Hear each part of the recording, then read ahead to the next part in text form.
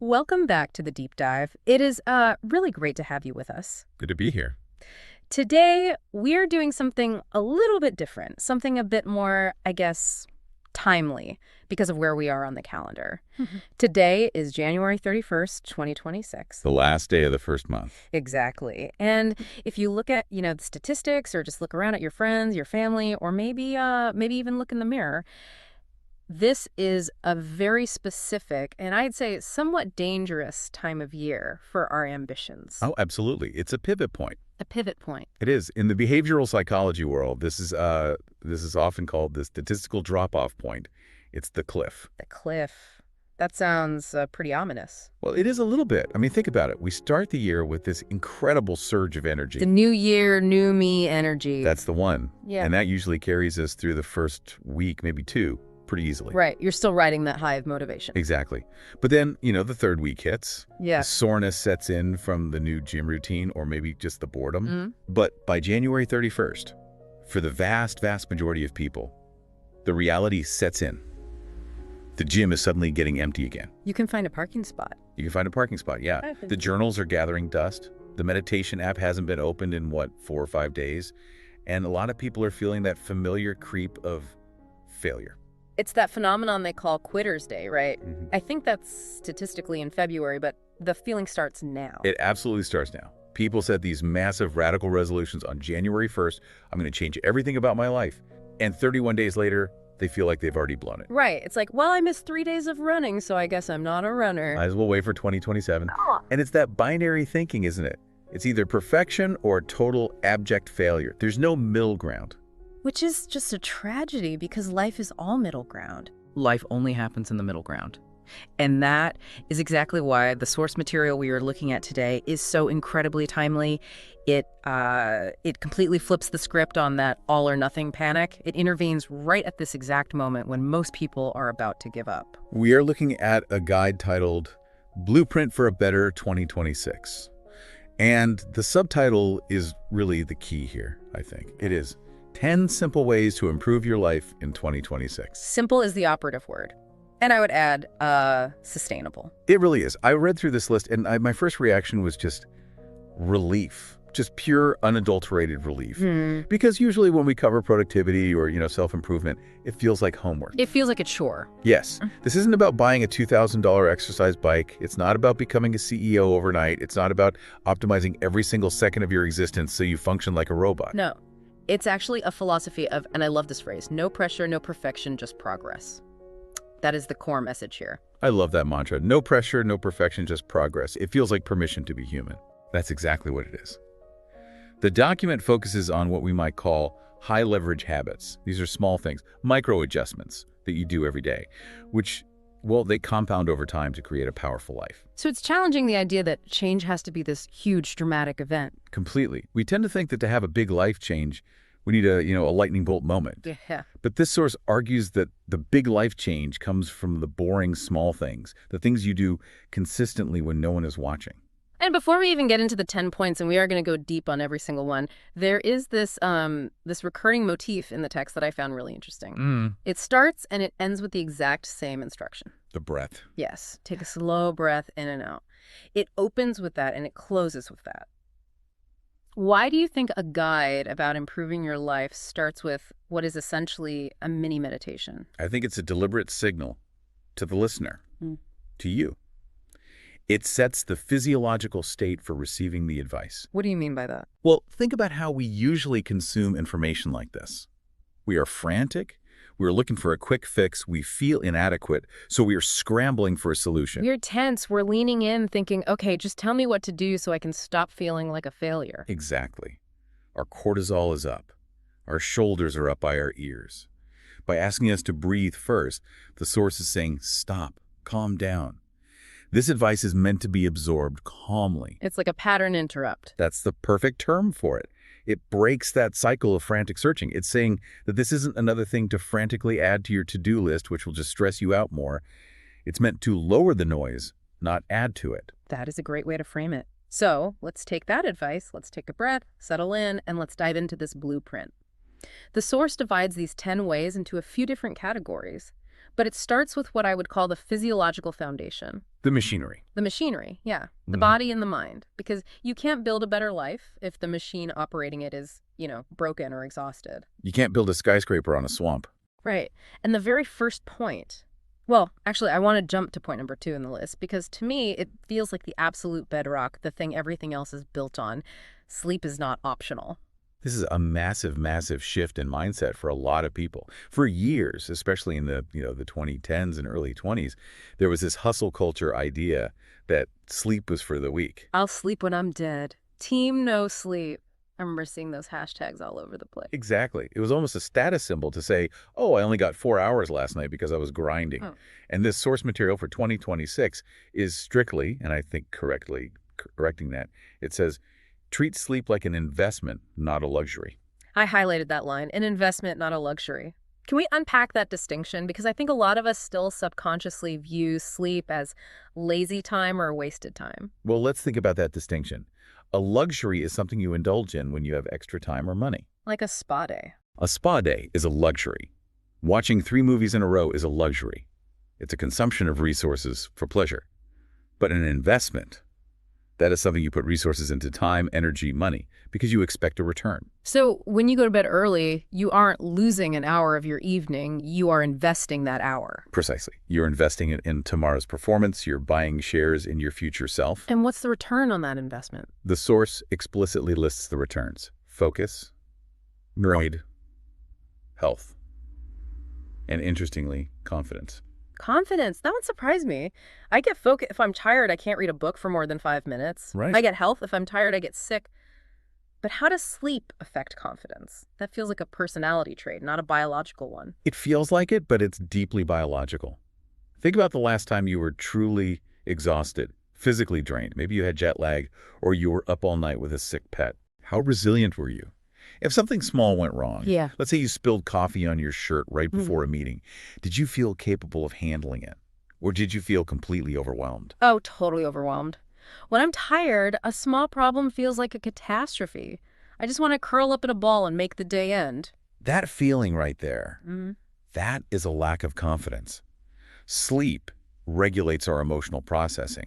Specifically, it regulates the amygdala, which is the part of the brain responsible for the fight or flight response. The alarm center. The alarm center.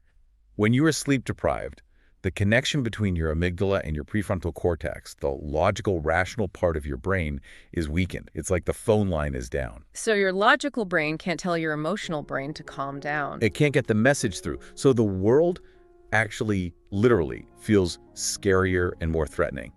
When you are well rested, that connection is strong. Your brain says, okay, this is annoying, but I have the resources to handle this challenge. That belief, I can handle this, is the definition of confidence. What? So the source argues that even small improvements here change your entire life because it is the lead domino. If you knock over the sleep domino, the nutrition domino falls because you crave sugar to stay awake. The focus domino falls. The mood domino falls. The relationship domino falls because you're irritable. It's everything. It really is the base of the pyramid. So what's the tactical advice here? Because sleep more is easier said than done. Everyone wants to sleep more, but, life gets in the way. The blueprint keeps it very, very simple. Go to bed at the same time whenever possible. It's about rhythm. It's all about rhythm. The body loves consistency. It runs on a circadian rhythm. It doesn't ask for a fancy mattress or, biohacking supplements or expensive tracking rings. Those can be helpful, but the foundation is just regularity. It's the boring advice again. But the boring advice is usually the effective advice. It is. Your body learns when to release melatonin, the sleep hormone based on habit. If you go to bed at 10 p.m. one night and 2 a.m. the next, your body is in a permanent state of jet lag. Consistency is the hack. Okay, so we are investing in sleep.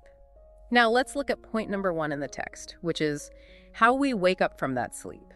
Protect your mornings. This is one of my favorites because it is so actionable, but it is also the one that people struggle with the most in my experience. I can see why. The source says, how you start your day sets the tone for everything else. And it gives a very specific, almost militant rule, the 20-minute rule. Do not touch the phone for the first 20 minutes. I feel attacked. I really do. My hand is reaching for it before my alarm even stops. We all do. It is the modern struggle. It is the default setting for almost everyone now. The phone is the alarm clock. It is. I grab the phone to turn off the alarm, and then my thumb just, oh, it moves. It's like muscle memory. I'm scrolling through email or looking at the news before my eyes are even fully focused. Okay, so let's look at what that does to your brain. The source compares a calm morning to a reactive one. When you grab the phone immediately, you are starting your day in defense mode. Defense mode. That sounds so stressful. It is. Think about what is on your phone first thing in the morning.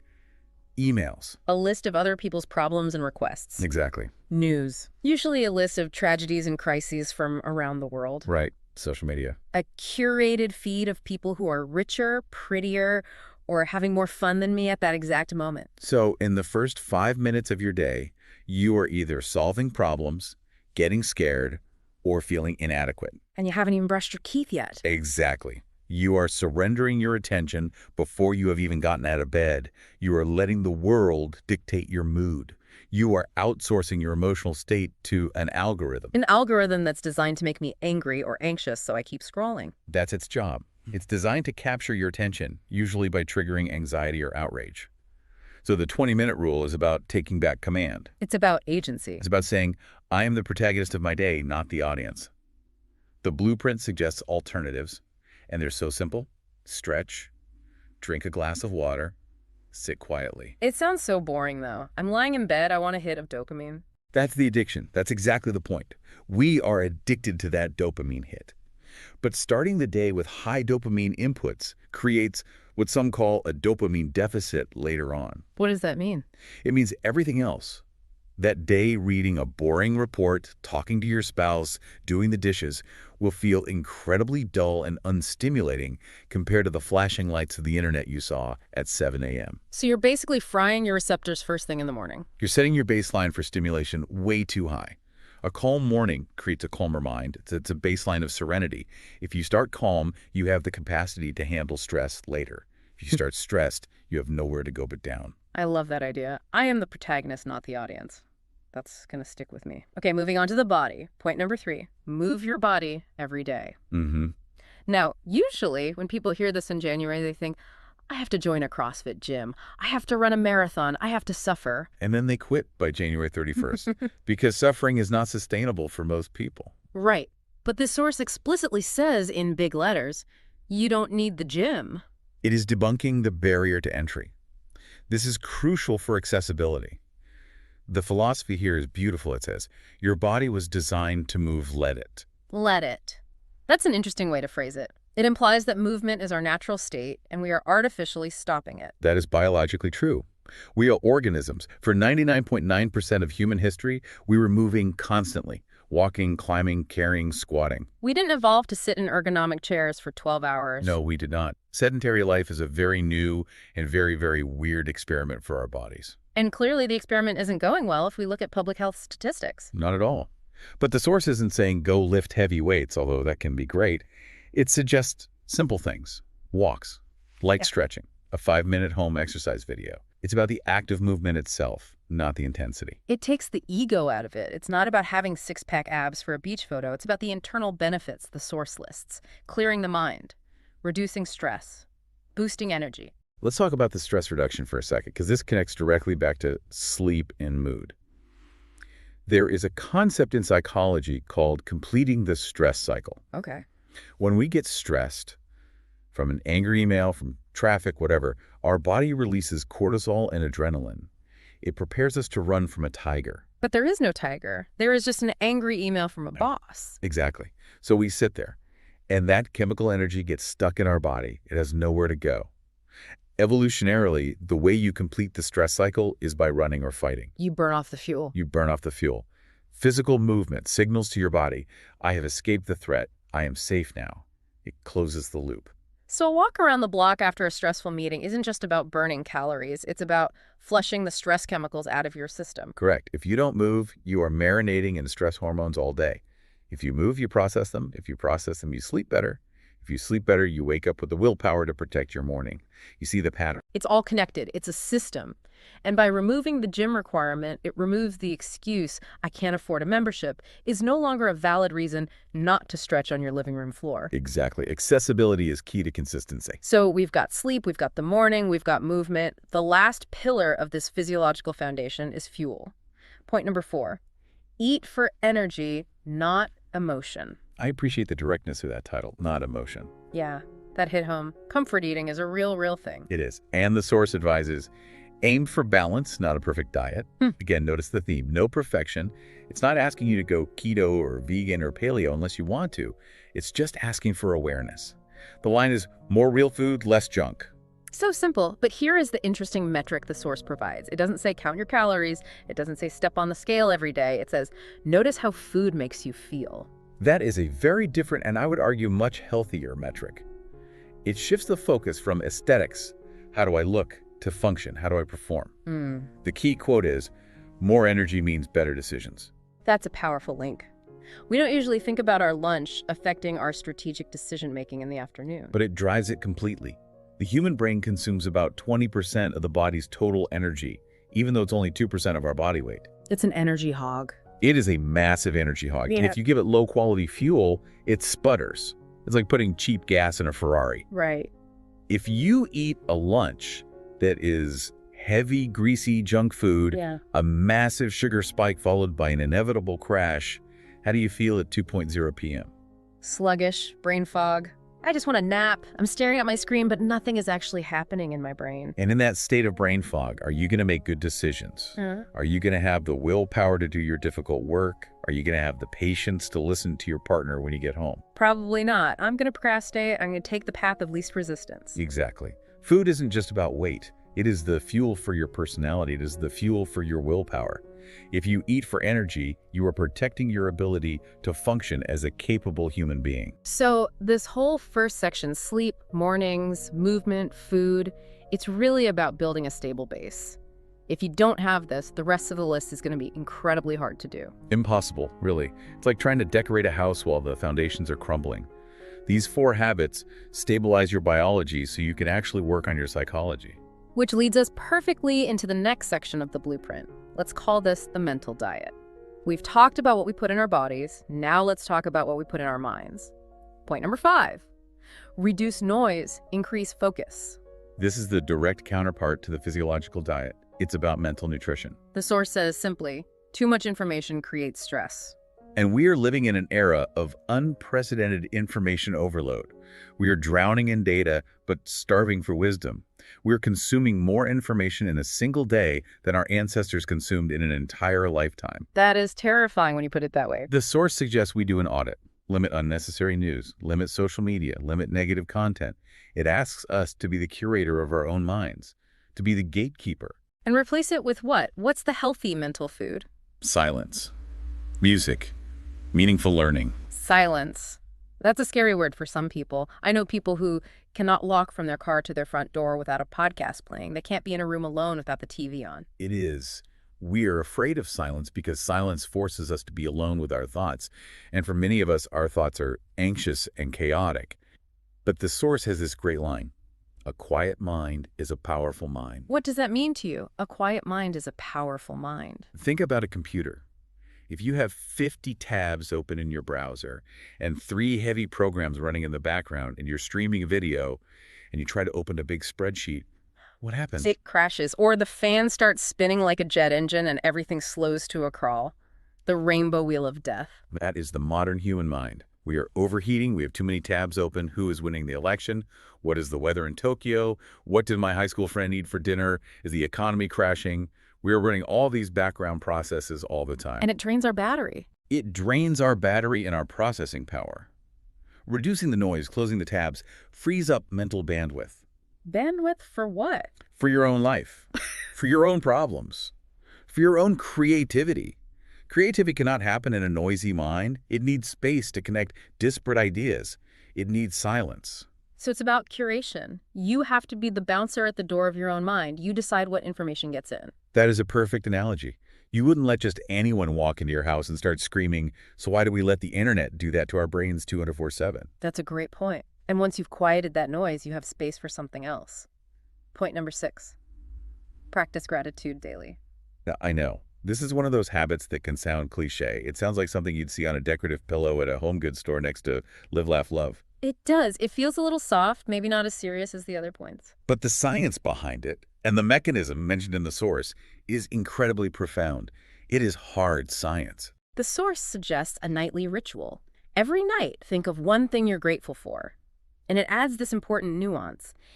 Even on difficult days, there's always something. It's the hunting for the good. That's the key. It's an active process of scanning, not a passive feeling. But the source says something very specific that caught my eye. It says gratitude rewires your brain. That sounds like a really bold claim. Can we actually rewire our physical brains just by thinking thanks? Yes. It is a physiological reality known as neuroplasticity. Here is the mechanism. Our brains have a filter called the reticular activating system, or RAS. Okay.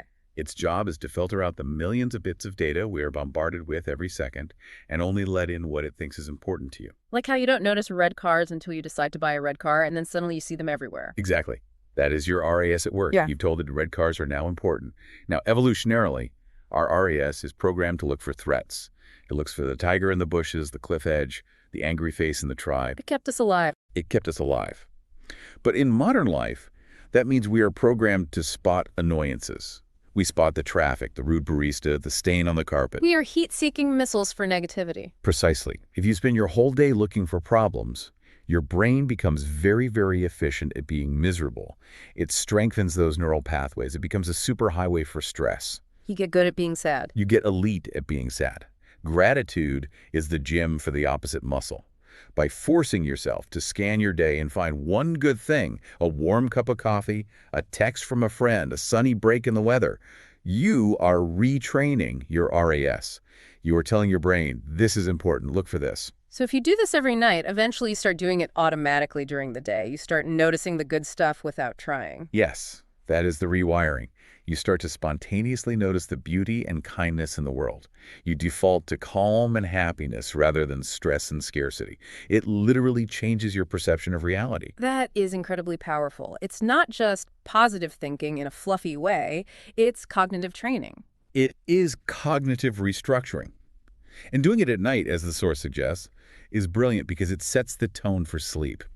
Instead of ruminating on your worries as you lie in bed, you drift off thinking about something good. This reinforces point number 2. Okay, so we've stabilized the body, we've cleaned up the mental environment. Now, let's look at moving forward. This is what I'd call the strategic growth section of the blueprint. How do we actually get better at things in 2026? This is where we build on that foundation and create a bridge to the future. Point number 7, set one clear goal. The emphasis is absolutely on one. The source is very strict here. Not 10 goals, just one main focus. Why are we so bad at this? Why do we always want to set 10 goals at once? Because we are ambitious, and frankly, we are insecure. We want to fix everything about ourselves at once. We want to be richer, thinner, smarter, kinder, and more organized, and we want it all by February 1st. Guilty. But that dilutes our energy. It's basic physics. If you push a block in one direction with 10 pounds of force, it moves. If you push that same block in 10 different directions at once with 1 pound of force each, it stays still. It's the miles wide, inch deep problem. We spread ourselves too thin. Exactly. If you have 10 goals, you have 0 priorities. You end up making a millimeter of progress in 10 directions, which feels like standing still. And because you don't see any meaningful results, you get discouraged and you quit. So by choosing one, just one, you can actually apply enough force to move the needle. You can achieve what's called escape velocity. You can build real momentum. The source advises. Something that truly matters to you. Write it down. Small steps every week. Small steps every week. That's the pacing. So if you have one major goal, say writing a book or paying off a specific debt, and you focus on it for 52 weeks, the progress is inevitable. You become a force of nature on that one thing. But if you bounce between 10 things, you'll make 5% progress on all of them, which just feels like failure. 100% progress on one thing is so much better than 10% on 10 things. And it gives you a North Star. It simplifies your life. When you have a free hour, you don't have to wonder, what should I do? Should I learn French? Should I code? Should I bake bread? You work on the goal. It massively reduces decision fatigue. Closely related to this is point number 8. Learn one valuable skill. Again with the magic word. 1. The source gives examples. Communication, English speaking, digital skills, problem solving. And it gives a time commitment that seems almost too small. 30 minutes a day is enough. This is the power of the compound effect. This is what Einstein supposedly called the 8th wonder of the world. The source says 1 year from now, you'll thank yourself. Let's do the math on this, because people often dismiss 30 minutes. They think it's too short to matter. Right. If I can't study for 2 hours straight, I feel like it's not real studying, so I just don't do it at all. That is the perfectionist trap that leads to inaction. 30 minutes a day, 5 days a week is 2.5 hours a week. Over 50 weeks in a year, that is 125 hours. 125 hours. 125 hours of focused practice. Think about what you can do with that. That is enough to become conversationally fluent in a language. That is enough to learn the basics of coding and build a simple app.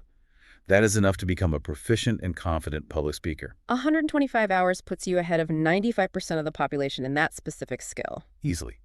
But 30 minutes feels so doable. It's not intimidating. Everyone has 30 minutes. Maybe it's that 20 minutes in the morning you reclaimed from your phone, plus 10 minutes at lunch. Oh, look at that connection.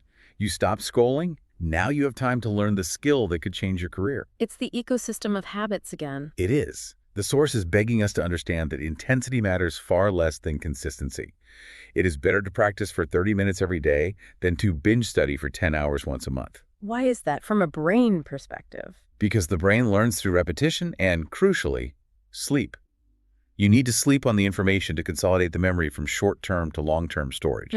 30 minutes a day gives you hundreds of opportunities for your brain to consolidate that learning. One big session only gives you one. It's just not how we're built to learn. That makes total sense. So if you pick one goal and one skill, by the end of 2026, you're a fundamentally different person in terms of your capabilities. You haven't just spun your wheels for another year. Yes, you have achieved something significant, and you have added a valuable tool to your toolkit. You have upgraded your own software. Now we get to the final section, and I think this is the heart of the blueprint. We've done the body, the mind, the strategy. Now we need what I'd call emotional sustainability. This is what keeps the engine running. Because we are humans, not robots. We need connection. We need grace. We do. As much as we talk about independence, humans are obligate social animals. We cannot thrive in isolation. It's not in our DNA. Point number 9, build better relationships. The source makes a very strong, very clear statement here. Strong relationships improve mental health more than money ever can. That's a bold claim in a world that is obsessed with money and status. We're taught that if we just get the raise, we'll be happy. If we just get the bigger house, we'll be happy. But the data backs the source up unequivocally. Look at the Harvard Grant Study, one of the longest studies of adult life ever conducted. Right. They followed men for 80 years. And the single biggest predictor of long-term happiness and health at age 80 wasn't their cholesterol levels at age 50. It wasn't their bank account. It was the quality of their close relationships. That is just incredible. The quality of your relationships predicts your physical health 30 years later? Yes. Loneliness is a public health crisis. It is as dangerous to your long-term health as smoking 15 cigarettes a day. Wow. It increases inflammation. It weakens the immune system. Connection is literally medicine for our bodies. So what's the action plan here? Because build better relationships sounds a bit vague. It sounds like something you put on a vision board but don't know how to actually do. The source breaks it down into simple micro-actions. It doesn't say, go out and make 10 new friends. It says, check in on people you care about. Listen more. Speak kindly. Check in. That's so simple. Just a text, a quick call. Hey, I was just thinking of you. It takes 30 seconds. And it ties back beautifully to the reduced noise point. If you aren't scrolling social media for 2 hours, looking at fake, curated connections, you have time to call a real friend and have a real connection. If you aren't obsessed with the global news cycle, you have the mental space to actually listen to your partner when they talk about their day without looking at your phone. It's about being present with the people who are actually in your life. And speak kindly. That's a habit. It's a choice you make in every interaction, to be the person who brings warmth into a room rather than criticism, to be the person who validates others instead of competing with them. It really is an investment in your support system. When things inevitably go wrong, and they will because it's life, that money in the bank isn't going to hold your hand. No. Your friends and family are. You are building your emotional safety net. You are investing in your tribe.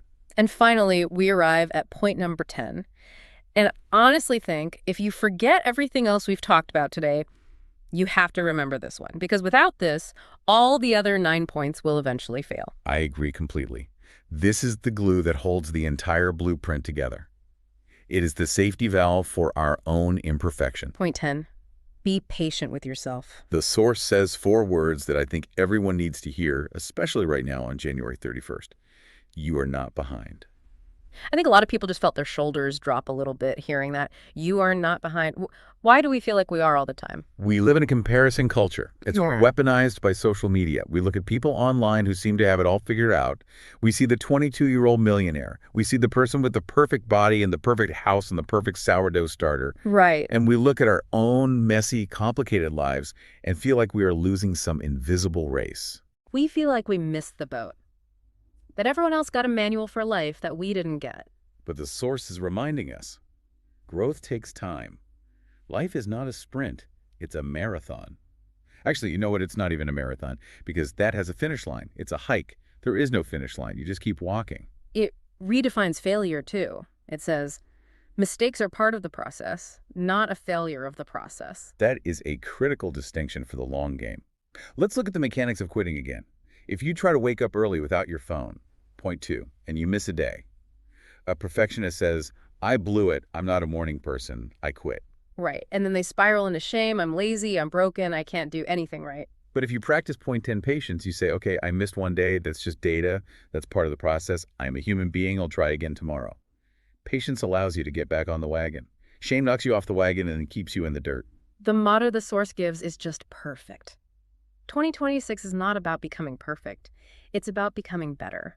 Better. Just a little bit better. That's the progress over perfection theme that runs through this whole thing. It's such a relief to hear that. It makes the whole year feel doable. It turns the volume down on that internal pressure cooker. It removes the shame. Shame is a terrible fuel for change. It burns hot and fast, and it leaves you exhausted.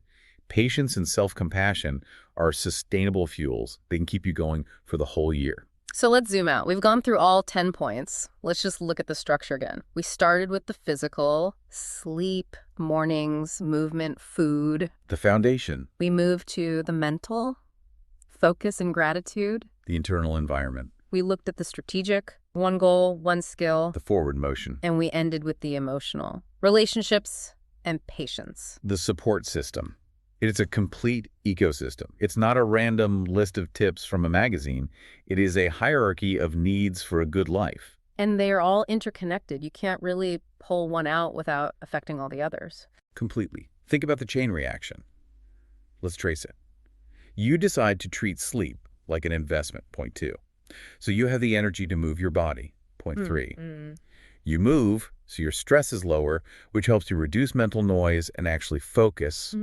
With a quiet mind, you can dedicate 30 minutes to your one valuable skill, point 8. Right. Because you are making progress on your skill, you feel competent and grateful, point 6. Because you are grateful and calm, you are kinder and more present with your friends and partner. And when you inevitably have a bad day and eat a whole pizza, you have the patience, Right. point 10, to get back to eating for energy the next day. It's a positive feedback loop, an upward spiral. Instead of a downward spiral of shame and quitting, it's an upward spiral of small wins. And it all starts with the smallest possible thing. The source ends with a challenge, and I want to pass that challenge on to our listener. It asks, if this deep dive helped you, even a little, let it stay with you today. Don't just consume this information and move on to the next piece of content. Let it land. The source says, small changes, repeated daily, create a powerful life. So here's my question to you, the listener. We just gave you 10 things. Please do not try to do all 10 tomorrow. Please don't. If you try to change your sleep, your diet, your exercise, your learning, and your phone habits all on February 1st, you will fail. That is too much change for the human brain to handle. Pick one. Pick one, just one, the smallest one that feels easy. Maybe it's just drinking my glass of water in the morning. Maybe it's just the 1-minute gratitude thought at night. Maybe it's just putting your phone across the room for the first 20 minutes tomorrow. Just pick one and treat it as a promise to yourself. A small act of self-respect. Once that becomes automatic, once you don't even have to think about it, then and only then do you add the next one. That is how you build a life, brick by brick. And remember how we started this whole conversation? The breath. The source ends with it too. Take another slow breath in and out. I think that's the most radical advice of all. In a world that is constantly screaming, faster, more, harder, this blueprint for 2026 is, at its core, a permission slip to slow down. Maybe the most profound improvement we can make in 2026 isn't doing more. Maybe it's simply doing the few right things with a little more intention. That's a powerful thought to end on. Welcome to a better 2026. Growth takes time. You've got this. Thanks for joining us for the deep dive. We'll see you next time. Take care.